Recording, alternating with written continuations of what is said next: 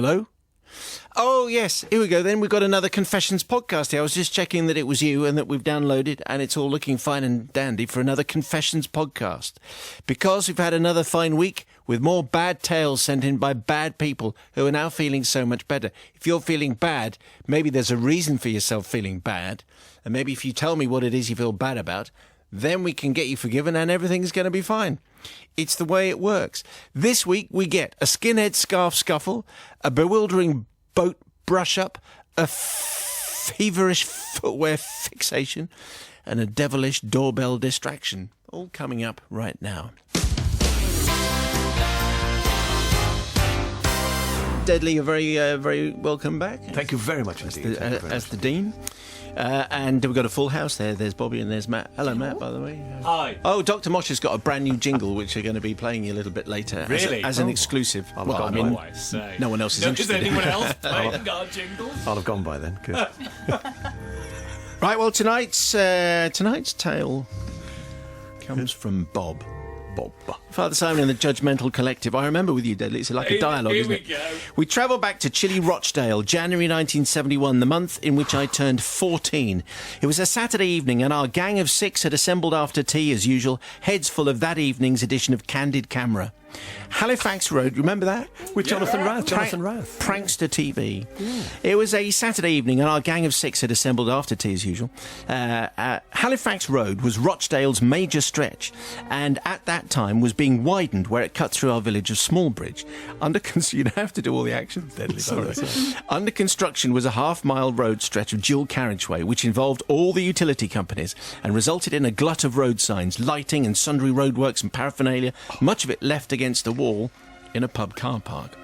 Rifling through the road signs and chancing upon a roadworks ahead and diversion sign, I got an idea, for which I now shamefully accept ownership. Hooking some lamps over 2 pick handles, we moved towards our sleepy, unsuspecting council estate. We worked out that the temporary traffic lights delaying both Yorkshire and Rochdale-bound traffic gave us ample time to warn those motorists of our impromptu road closure and subsequent diversion. The lights covered a distance of up to half a mile, up a short hill and down the other side. We marked out the bogus roadworks over both carriageways with lamps, but far enough away from both turnings into the estate as to be vague and indistinct.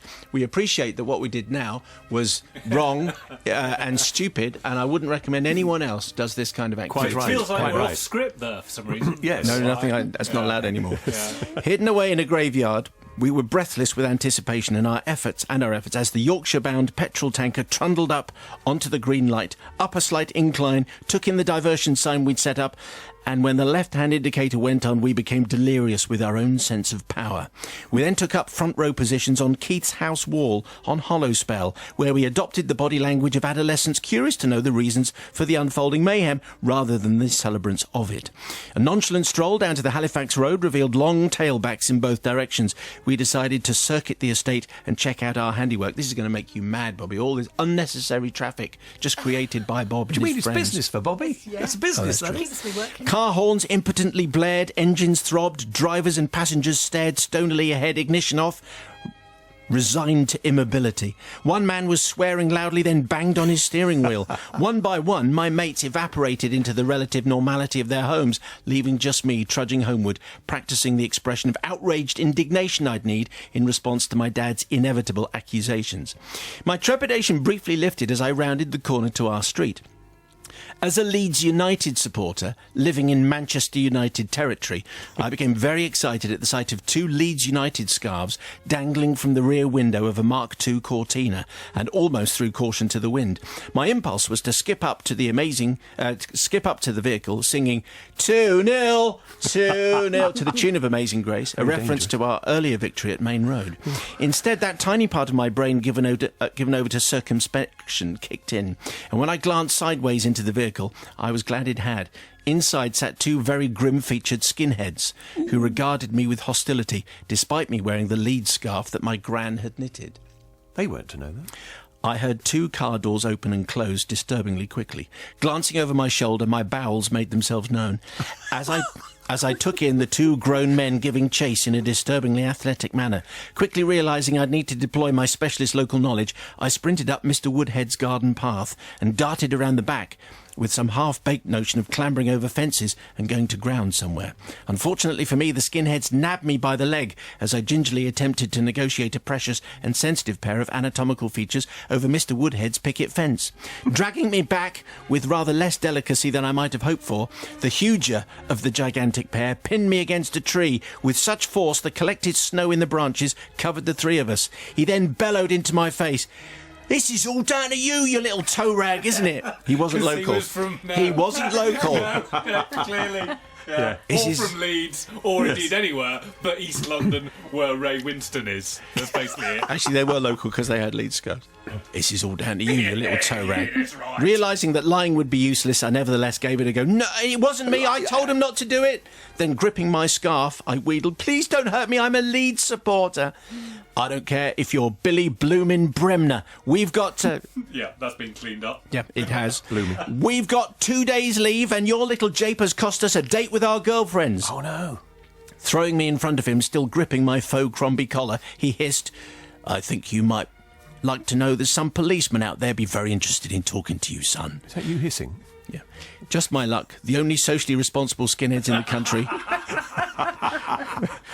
turned out not to be skinheads, but members of the armed forces. Oh, no. Then the other one piped up, "Anyway, that's not a Leeds scarf, that's Mansfield Town." Oh. "No?" I gasped, grateful for justice delayed and a change of subject. "My grandma knitted it, but she based it on the one that she'd knitted for my granddad in 1954, when we played in blue and gold. She didn't know that we play in white now." Like a minor miracle, there followed a pause, then the beautiful sound of stifled sniggering. The grip on my collar relaxed imperceptibly. "All right," said the larger one, placing my back up against Mr. Woodhead's shed. "Sing us the song, then." Oh. Fear quickly overcame embarrassment, and I piped up to the tune of Skip to My Lou, which I guess is going to go, "Super, super, super Leeds, super Leeds, super Leeds, super, super, super Leeds, super, super Leeds." Is that about right? Yeah, that's not far off. Then there was a hand gesture at the end of it, but anyway. They were doubled up laughing, and for the first time in many minutes I dared to hope, after a stern lecture on the irresponsibility of my actions, which I now entirely agree with, Yeah. We all do. they let me go. The prospect of my father's interrogation held no fears for me by that time. As soon as I walked in the house, he said, "Do you know anything about that bedlam out there?" I was thus able to counter high-mindedly that even I wouldn't be so stupid as to cause all that, and for the first time ever, I lied to him in a wholly convincing manner. That said, he waited 20 years, and apropos of nothing, brought it up that evening. Totally unprepared, but secure in the knowledge that he couldn't ground me, I finally confessed that it was my fault. I don't expect forgiveness for my completely stupid and rash actions, for which obviously it's a ridiculous thing. Yes, I mean, yeah, of course. Yeah. But would appreciate the opportunity to offer sincere apologies to all those motorists and residents whose lives were briefly thrown into turmoil by my stupid and reckless actions. Forgiven. Forgiven. Is that it? It was all right. It was a good gag. There seemed to be a lot of traffic around that estate for Saturday night, to be honest. And it wasn't that dangerous, was it? Only for him, really. And they roughed him up anyway, so he got his just desserts. Rough justice, I think they call that, Simon. Rough justice. Is that right? Yes. All right, OK. Bobby, what do you, Sister Bobby from the Priory, what are you making Well, of I that know from it's Barn? wrong, but I like a sense of mischief, I have to say, Bob. I really do appreciate it. And you were young, and there's worse things to be doing when you were 14, 15, 16 at that time. You could have been doing so much more damage. And actually, I like you for working out an alternative route and going, OK, even if they didn't need an alternative route, you still had to apply a bit of common sense Yeah, in there some Mr. way. Woodhead's garden path, always useful. But also, let's face it, you learnt loads of lessons, not be a coward, and also comedy averted all the tragedy for you. So well done. You're forgiven this time. What do you think, Matthew? Before I get all the emails, I have no idea why Manchester United are playing Leeds United at Main Road. That wouldn't make sense at all, would it? It might have been a cup match. Unlikely they'd play a neutral at Main Road. Anyway, whatever. Here's the real point: is who'd have thought that you'd been able to get out of being beaten up by knowing the words to Super Leeds? Never happened before, and probably never happened since. So I enjoy that. However, the big problem is the diverting of all the traffic, and as someone who feels his life ebbing away in traffic jams, I cannot forgive. I've been known to leave the house in the middle of the night to avoid traffic. You need to get out. No, I need to get out when there's no traffic. That's when I need to get out. So I am not going to forgive just because of that. I should say that there is... I mean, this is fine. Tonight's confession comes from Darren, by the way, but if if you're feeling a little bit sensitive or serving food. Okay, then- it's got food in it. Brilliant. No, it hasn't. Well, no, it hasn't got food in it. Oh, But it's I'm just something saying, else. if you're serving food. Has it got illness in it? Well, I'm just not going to say I any think I more know what it's details got in other it. than that, okay? Oh, yeah. Anyway, Darren sends in tonight's tale. Thank you very much indeed, Darren. Dear Simon and the learned crew, I grew up on the River Thames in Shiplake, where my father was a lock keeper.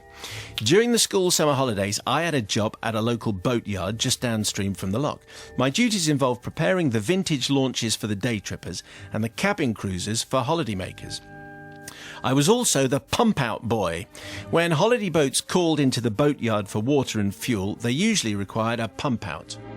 Yep. Black water tanks, yeah? Most boats had a fully plumbed-in toilet system, which, when it needed emptying, had a pipe which led from the toilet to the walkway or gunnels on the edge of the boat. My job was to pump out, while the holidaymakers usually either visited the yard shop or the pub next door. This task involved turning on the vacuum pump on the huge tank at the rear of the yard, then dragging the hose a couple of inches in diameter down the 50 yards or so through the yard and down the pontoon to the boat. This is a big job he has to do. After climbing on board, I would unscrew the brass cap in the walkway and plug the large valve into the hole. Once I could hear the vacuum had reached full pressure, I would slowly operate the large lever and the coupling would make a What complete could possibly go wrong here? Nothing. complete airtight seal Yeah. in the hole, and the pump would start to do its work. Obviously, I've yeah. taken out an awful lot, by the way, already. Paragraphs of detail about the pump and what it's pumping. This hot summer day, a large cruiser pulled in on the pontoon at 1:45. My lunchtime, you should know, is 1 o'clock. 10 or so men and women jumped off and asked for a pump out. Well, my lunchtime was beckoning and I thought I had to hurry. They all headed off to the shop for ice creams and that kind of thing, while I started the pump out. I ran up the yard, turned the pump on and quickly dragged the hose back to the boat.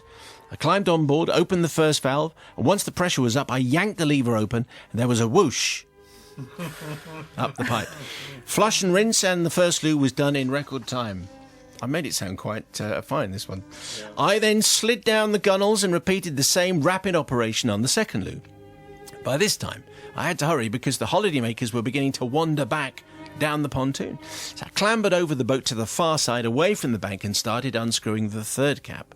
For the third time, I slammed the valve into the hole, and with the vacuum at full pressure, I yanked the valve open again. This time, though, it was not met with the whooshing noise that I'd come to expect, but with an ear-piercing scream from inside the boat. Oh, no. Unbeknownst to me, not all of the holidaymakers had left the boat for ice creams. A young lady had taken the opportunity to use the toilet before it got emptied, but I had caught her out. And the sudden sucking from beneath her had, shall we say, caused a reaction. I quickly shut the lever off and tried to remove the valve from the outlet, but it had made a perfect seal. And because the lady was, shall we say, a perfect match for a certain Queen song about making the rocking world go around, she unfortunately had also made a perfect airtight seal on the toilet, and she was stuck fast. With the scream still emanating from inside, I clambered over the top of the boat, and pushing the people on the pontoon aside, I ran up the yard to the pump. I hit the switch from negative to positive pressure. I then ran back to the boat, and after reaching the valve again, I slowly this time opened the valve to release the pressure and the lady from the toilet seat. Now, there's about 4 paragraphs that I've taken Which have gone. at this point. With her finally released, I quickly ran back to the pump to reverse the pressure again and finish the job. 10 minutes or so later, I was pulling the pipe back up the yard, and the blushing lady appeared from the cabin to sympathetic sniggers, cheers and laughter from her companions. I stayed back at the top of the yard and out of the way until they'd paid their bill, but one of the men came and found me. Well, I'm in for it now, I thought. But no, he produced a £5. He gave it me as a tip. And giggling, he said it was the best laugh he'd had all holiday. maybe it hadn't been a great holiday, who knows. So I seek forgiveness from the unknown lady who, as the boat was pulling away, was heard to be the butt of lots of jokes. Well done. And actually, then there were lots of jokes there, which Out. They're not making it on either, Darren. No. But thanks very much indeed. Well, I don't think we've had many kind of lock-based story. I'm not sure we want many more from the Pump Out boys. Thank you very much indeed. Let's see what Sister Bobby from the Priory makes of that. Well, I'm familiar with such systems because if you have an RV or if you have any kind of boat, it's emptying your black water tanks takes a machine, a big sucking machine, and he's right about the description of if you are in your boat or trailer, it sounds like there's a monster on the other end of it, taking it all out. I've seen the dog absolutely terrified when this happened, and the whole thing shakes. But I think it's hilarious. It's one of those things you never want to happen to you, and it's lovely when it happens to somebody else, as long as it's not too dangerous. It clearly was the perfect seal, and she couldn't move. Well, I can imagine that happening, actually, because I was sitting there thinking, there's no cut-off with their normal toilet setup. Darren, you didn't mean to do it. It was a complete accident. I mean, perhaps next time you should give a warning, like all clear, down below in the ad. Could have been. That could be useful. I'm just saying, but actually, look, no harm was really done, was it? And everyone seemed to have a laugh about it. Quick response. You're forgiven, Darren. Yeah. What do you think, Matt? All clear. I love this story. This has brightened my day. Here's the point, though. I am going to think that these couples, I think someone had a row on the boat, because why else would they have left her on the boat? She's gone to the loo, and they decided at that very point they're going to pay this bloke to do the pump out. They knew she was still on the boat. They knew she was probably going to be going to the loo. So I'm going to say they knew this was going to happen, and the reason for that is they'd had a bit of a row. But I think this was very, very, very funny, and I'm sure everyone, even Deirdre, saw the funny side of this, I'm going to say. So I am definitely going to forgive.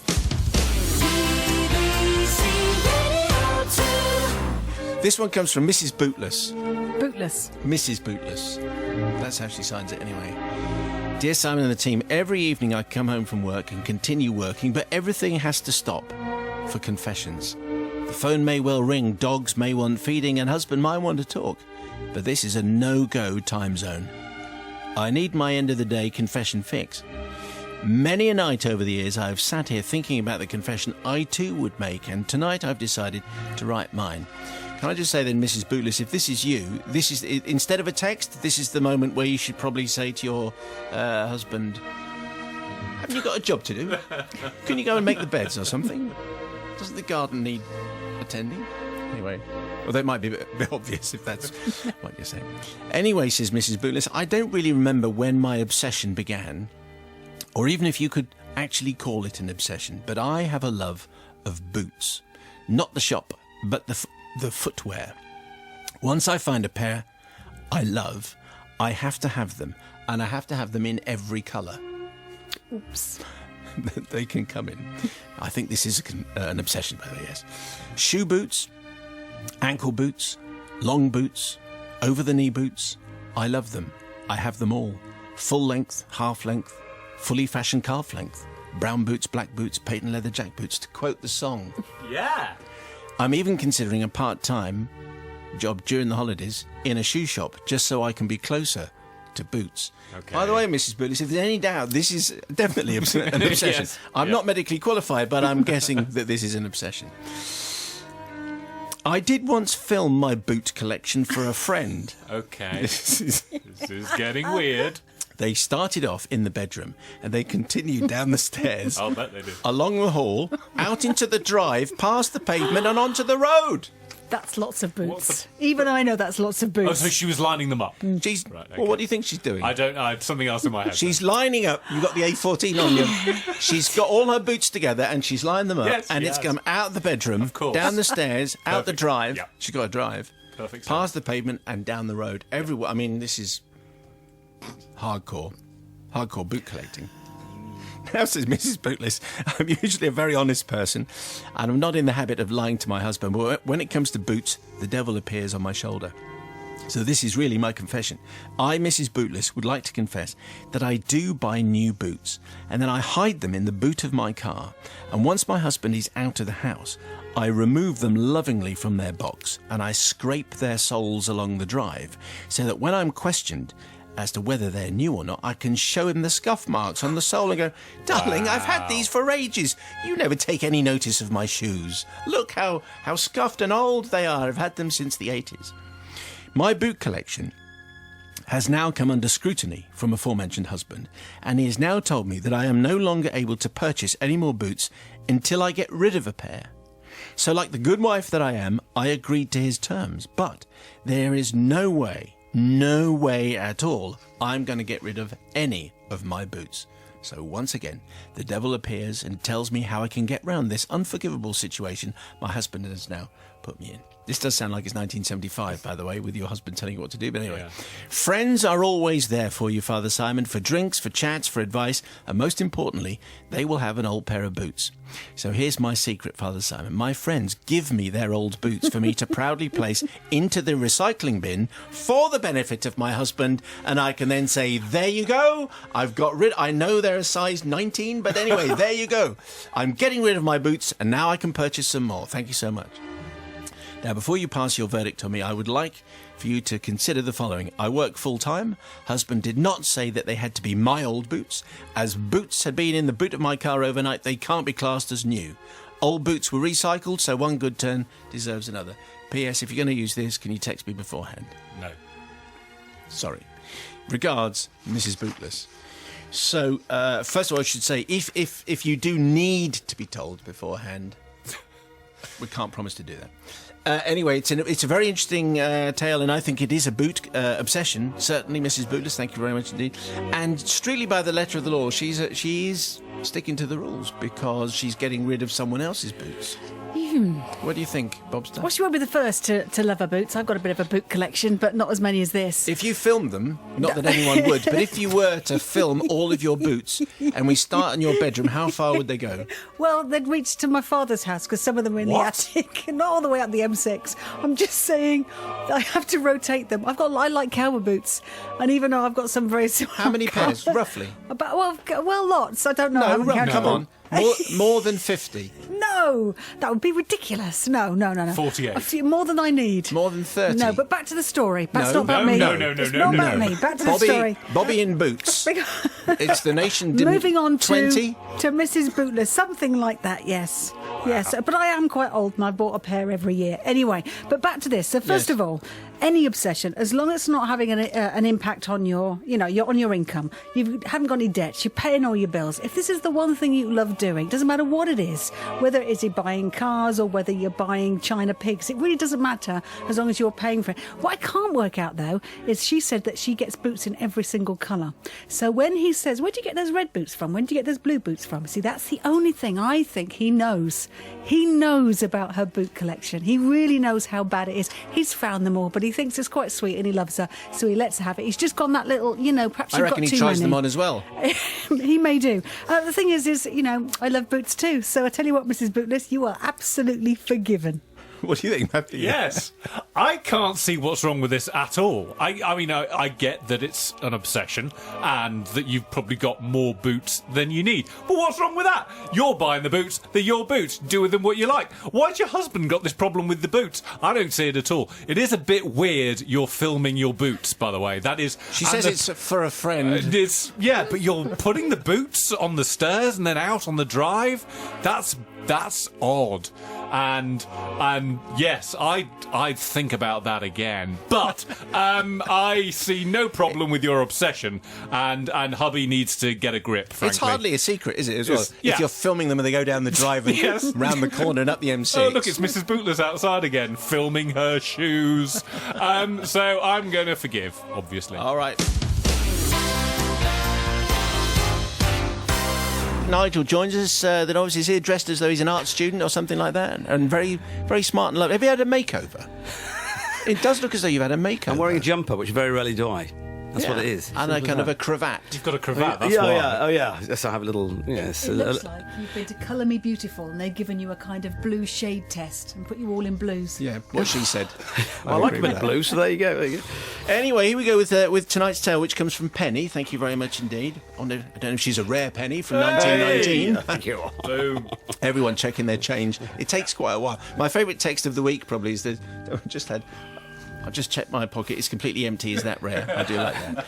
Anyway, Penny's here. So, dear Simon and the Forgiving Radio 2 Collective, I beg forgiveness for an incident that occurred when I was younger and prone to boredom that usually led to some form of behaviour that, if thought through, might not have happened. This is a simple tale. It's a simple confession, but one that still makes me laugh. I'm a teenager. It's 1976, and I had received a fantastic album for Christmas, namely Wings at the Speed of Sound by the wonderful Sir Paul. This album featured all the members of the band singing lead vocals, which makes it stand out, actually, for many bands, many people. It had silly love songs on it, plus it had the classic song Let 'Em In. One Sunday morning, I was in my room waiting for the call that my parents' fantastically yummy roast dinner was ready. That's the soul food reference for you, Nigel. Yep, loving that. Yep. I put the needle on the record, track 1, side 1. This, as you know, being a DJ, is Let 'Em In. Well, I had a devilish idea. As it happens, our doorbell was the Westminster Chimes, the very same noise that starts the song on the album. I was amazed I hadn't thought of it before. I moved the speaker to the top of the stairs. I then went back to the stairs. So you know what I was talking about. We're talking about this. This is the sound. Well, it hadn't occurred to me before, says Penny, but so there I am. I'm putting the needle on the record, go back to the stereo, replace the needle on the groove before the song, turn the volume to full blast. And I played a few seconds like this. And then the dog started. Anyway, then I whipped the volume down again so the track didn't start. And I had to cover my face to stop me laughing too loudly on seeing my father coming out of the kitchen, apron on, serving spoon in one hand, opened the front door, looking left and right, couldn't find anybody there, tutted, loudly, went back inside. So I did it again. And the dog started again. Hope they've got a dog, or had a dog. What are you suggesting? That I'm making it up as I go along? Well, the next time he comes out, he wears a look of curiosity on his face, opens the door, looks left and right, tutted again, slightly more loudly. You're not funny, you know. You're not funny at all, students. To quote him. Anyway, so I thought that was quite good. I wonder if I can get away with it again.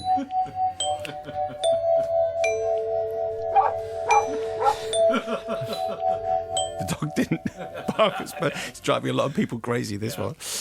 Anyway, so the third time it happened and the fourth time it happened, and then at the end of the fourth time we had a lot of unsavoury words being shouted out of the door, and before I could stop him, he marched next door to find out if they'd been troubled by this pest, whoever he or she was. Surprisingly, it was just us. Anyway, he lurked in the house for a while behind the curtains to catch the miscreant. I bet it's that lot from the student house down the road, he muttered. All those army greatcoats and punky hair. Ridiculous. Anyway, surprisingly, the phantom bell ringer of Basingstoke never appeared. I have been a victim myself of knock and run in recent years, and I have a pang of guilt for doing this as a teenager when I realised how irritated my dad must have been when I constantly did that. Yeah, that again. Would you stop? Father Simon, any forgiveness from my father, who was continually interrupted from serving up the sprouts, from my mother, who had to listen to his rantings, and from Sir Paul McCartney for using his great song in this silly, if not unamusing way. If it's any consolation, Sir Paul, this song evokes happy childhood memories for me, and anyway, it wasn't me really ringing the bell, because it's Wings member Joe English who was on percussion. So this is Joe English here doing that, so it's kind of his fault, really. Anyway, let's see what we make of this. And Sister Bobby, she's going first. Well, you see, youth and idle hands, that's what happens. And your poor dad's in the kitchen cooking Savoy cabbage, try not to burn the potatoes, making gravy, the dog's going bonkers, and you are a mischievous monkey. I was going to say that I wasn't going to forgive you, but actually you managed to kind of put the blame on somebody else down the road, which I don't normally agree with, but I bet the students did it sometimes. And I just say, knock down Ginger, I have to confess I did it a few times myself. Oh, did you? I did, yes, I did, and I'm ashamed to say, and I got a big telling off. But actually on this time, Penny, because actually you also brought us a music fact, so on that fact alone, You're forgiven. The cats were going crazy as well. Oh, right. Just to balance it up, cats versus dogs. Okay. Hey, the novice is going now. Yeah, well, my son did this with AC/DC, track 1, side 1, Back in Black. Oh, yeah. With the bell. And I was there. Hell's Bells, Yes, yeah. there you go. And I thought it was actually, there's something wrong with the clock of the local church. What's going on? And I did it 3 times, so that's how stupid I am. And we've got a cat and a dog, and they both were upset. So absolutely, Penny, brilliant, well done. And students can be fun and they can be funny and are fun. So don't. And I love those great coats. I had one. I had one. I had an RAF greatcoat. Me too. I looked fantastic in it. Or a complete pillock. One of the two. Not quite sure. I think I might be of a latter camp. Not you, of course, but me. What do you think, Matthew?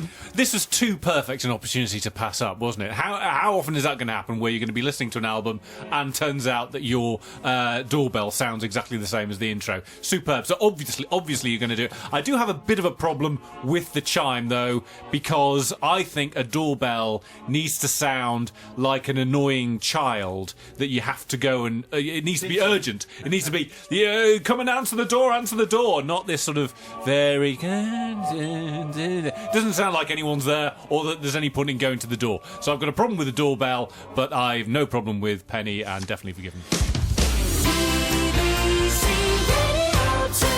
And they were this week's confessions. Thank you very much indeed. Sorry if the dog was barking at any stage.